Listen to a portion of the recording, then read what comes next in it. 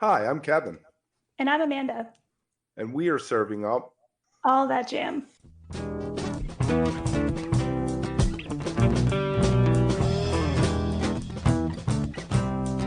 All That Jam, quick hit. The Rumble on their Grammy-nominated debut. How we doing today, guys? Oh man, great, great. Very nice. So tell me about the origin and the formation of Rumble. Well, I mean, we were formulated from us playing together in another band. So our chemistry Hey, I and told him, by the way, we don't have no problem talking about Chawa, so whatever. no, it's not a problem.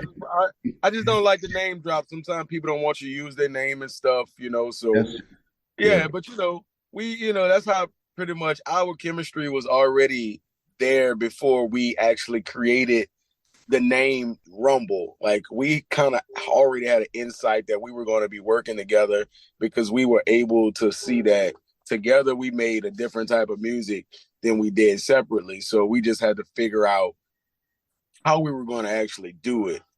Yep. And then, and then the time came for us to, finally things came to a head and it was time for us to leave Chawa. But when we did it, we kind of like had a very specific goal. Like we're not just gonna, let this linger around for a while. We immediately got together and tried to make a plan for the future.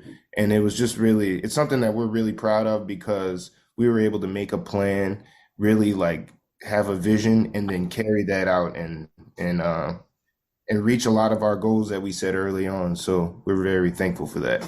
All right. So this started around when we were all dealing with COVID as a human race. Yeah. Yeah, that's kind of when everything boiled over, so to speak, and we kind of just like, you know what, this is it. Right. We had inclinations of it months prior from our last tour that we finished with Chawa.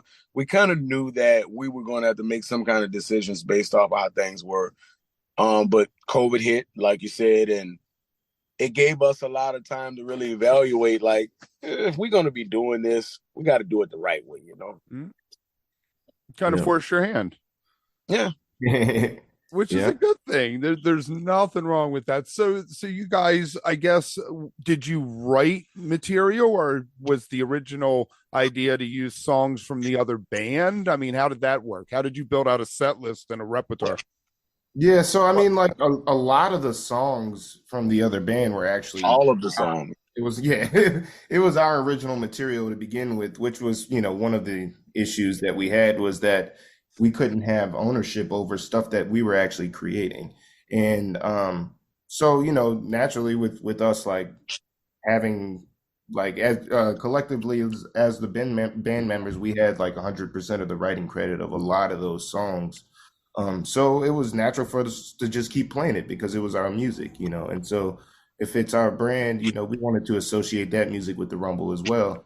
Not to say that we weren't already creating new music. So we've got like, there was that material, and then there was also stuff that we had been working on in anticipation of the next Chawa album that we just never got to actually perform or record based off the situation. So it was just very freeing and exciting to be able to go and put that on a record, a Rumble record, So, yeah. So guys get together and you start playing live.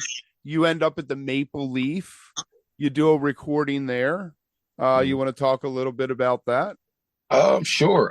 Well, we kind of, like Aurélien was saying, we kind of knew that once we hit the ground running, we had to really put in some work because we had already established so much with people under the name Chawa. We kind of felt like we were going to be competing with ourselves. So, which is one of the reasons why we decided to use, even though it was our own music, we wanted people to understand and relate that we are the driving force behind the music that you love. We're just doing it under a different name. And when it came down to the Maple Leaf, the Maple Leaf has always been one of those spots where if you're a real musician, you got to go through the Maple Leaf. So we felt like we know we can handle that. So let's go ahead and just do that. So that's how it just started out. I also wanted to say on the last question, though, part of the reason was the ownership of the music. But another defining part that people may not really understand is like me, Aurélien, Jose, like all of these guys are culture bearers in the city of New Orleans. And the music that we are creating is representing our own culture. So ownership of the music is one thing, but ownership of our culture is another thing. We didn't see it fitting right with any of us as being culture bearers that someone who wasn't from New Orleans actually owned pieces of our culture. So that was two of the major reasons for our departure. Right. Yeah. And then I would say also in terms of the Maple Leaf, like that's, like he said, that's a legendary spot where you can name almost anybody that's well known, that's from New Orleans, that is a musician, and they can tell you they've played at the Maple Leaf countless nights. And it's also been a place that kind of has like fostered some like we're talking about our culture, and it's just one of those places that has put bands on that stage that represent the city of New Orleans in a holistic way, whether it's the Rebirth Brass Band, whether it's Joseph's dad, Big Chief Monk Boudreaux, or whether it's like people like the late great Russell Baptiste. It's just one of those legendary places. And so it was only right. And it was also the first place that we did a show as the Rumble. So it was only right for us to do the record over there. I love the Maple Leaf. One of my favorite things before I had kids and I used to be able to go to Jazz Fest every year was the Rebirth, 4 in the morning, stumbling out and the sun's coming up and you're like, damn, I forgot my sunglasses.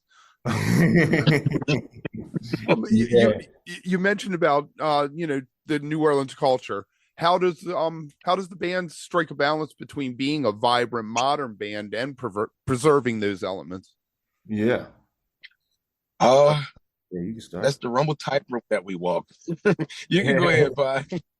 I mean, it's really like it's hard to explain in words, but it's what we all kind of feel and embody whenever we get on the stage. Is like we are very cognizant and aware of our history, and we love our history. We love all those people that came before us, and you can hear that in our music very clearly. Whether it's especially like bands such as like the Meters, the Neville Brothers, the Wild Magnolias, Wild Chapatulas, all that kind of stuff is going to come out in our music just based off the nature of what we do. But at the same time, it's like everybody in the band has got a different sort of background musically. Our guitarist, Ari Title, is from Detroit. So he's got kind of like a different style that he started out with.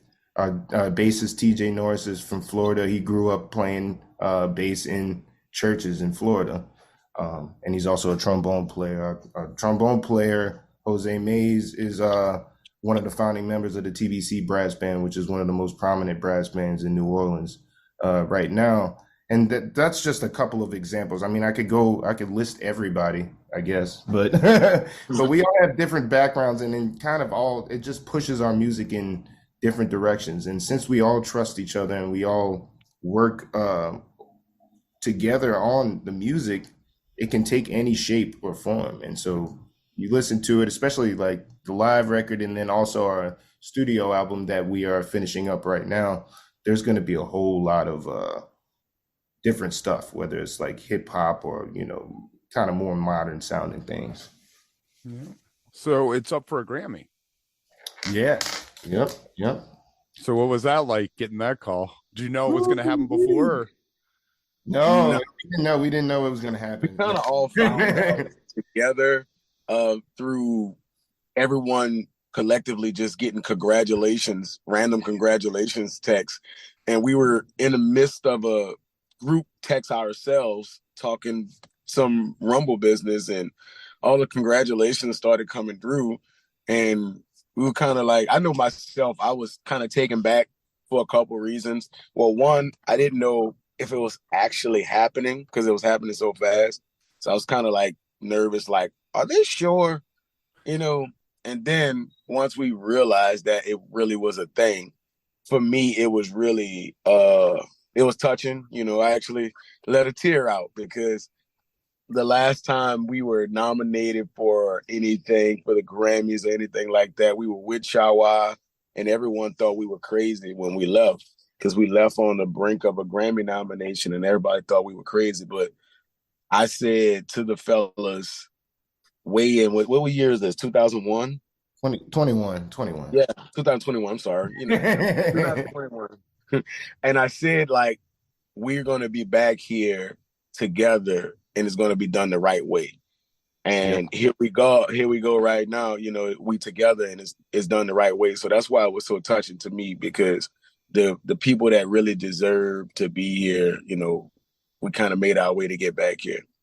Yeah, and it was kind of like I don't want to say like a goal, because it's not like something that would have made or broken us, like had we not achieved it, but it was definitely a benchmark that we set out and looked at, because it's something that we experienced before. We were like, man, if we can get another Grammy nomination, we'd be back in business. Like, it would be basically like back to the same point where we were, except that we are able to control our destiny. And so, it just felt really good for that to come in. I wasn't even expecting, I didn't even watch the ceremony. I forgot it was actually going on that day, because we submitted it without any kind of industry help, like no real like publicist, I don't know manager behind us, nothing. Right. And so, it was really the record itself that got it nominated. People listened to it, they enjoyed it. So that felt really, really good.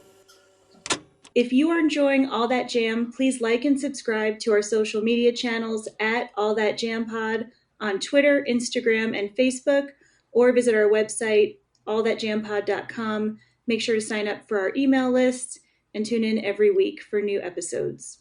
Also, look for full interviews on our YouTube channel. And remember, stay beautiful, but don't stay underground too long.